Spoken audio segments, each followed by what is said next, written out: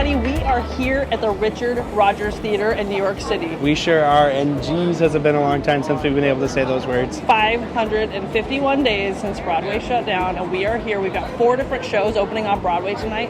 Hamilton, Wicked, Chicago, and The Lion King.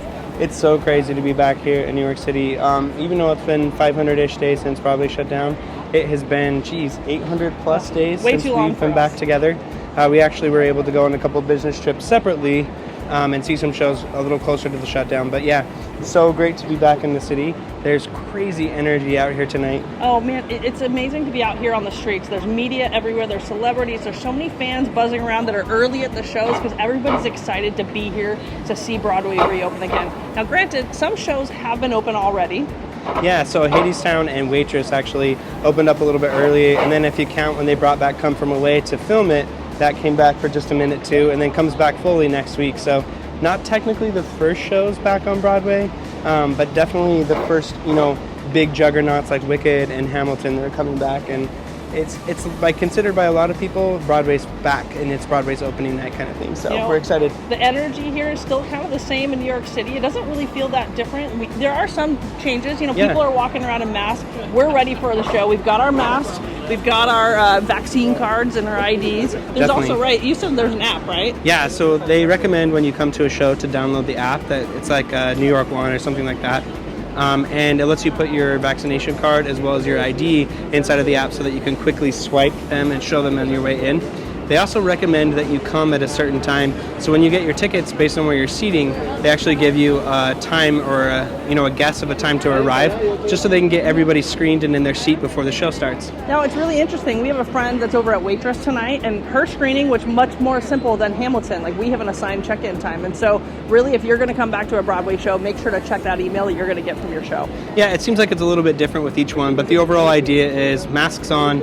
Definitely bring your vaccination card or proof of recent negative COVID test, and then of course your ID as well. So it's interesting. We're going to kind of see how everything goes and what the check-in process is like, but really excited to be back in the room where it happens on this first opening week of Broadway. Broadway is back. Let's go!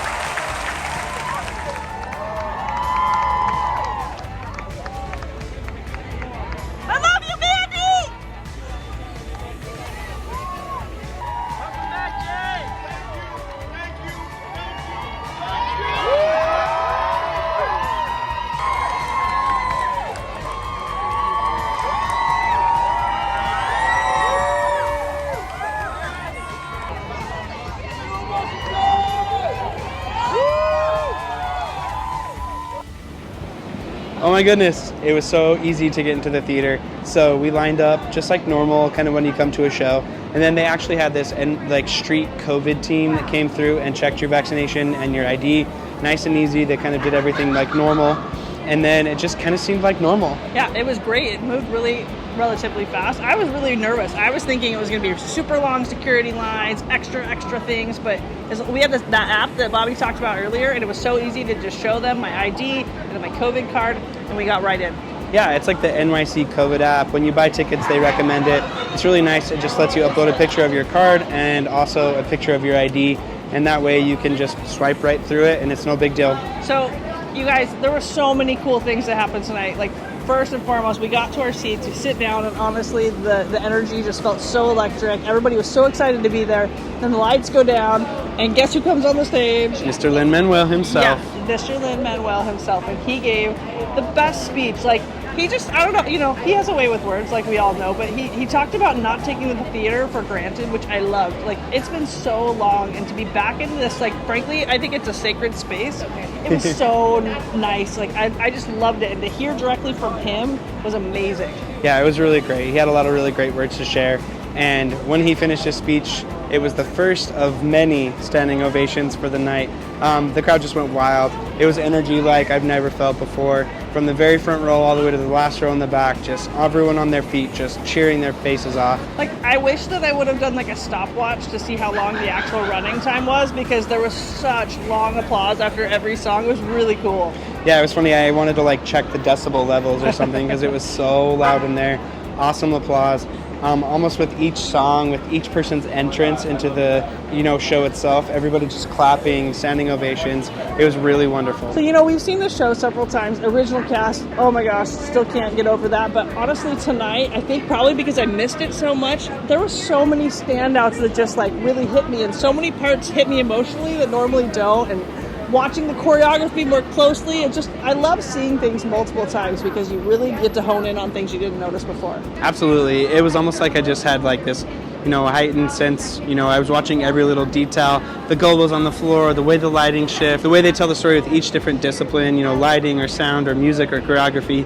It was just awesome. It was the same energy. In fact, it was funny. We were sitting in almost the same seats we were sitting in when we first saw the show, but just paying attention to every detail, hanging on every emotion and every word. It was just such a great experience. You know, when I think about it, I think what made me the most emotional in general was just to be back here and be in the theater with all those actors who have been out of work for so long, and to be able to support them. Like, I'll be honest, when we were on our way out, I was a little bit worried. You know, we were like, are we making the right decision? Is it too early? You know, what's going on? What isn't? But it just felt right. It felt great. It felt like coming home. Hey, so we had a lot of questions about New York before we got here, and so if you have any, go ahead and drop us a comment. I mean, we're totally happy to answer what we can.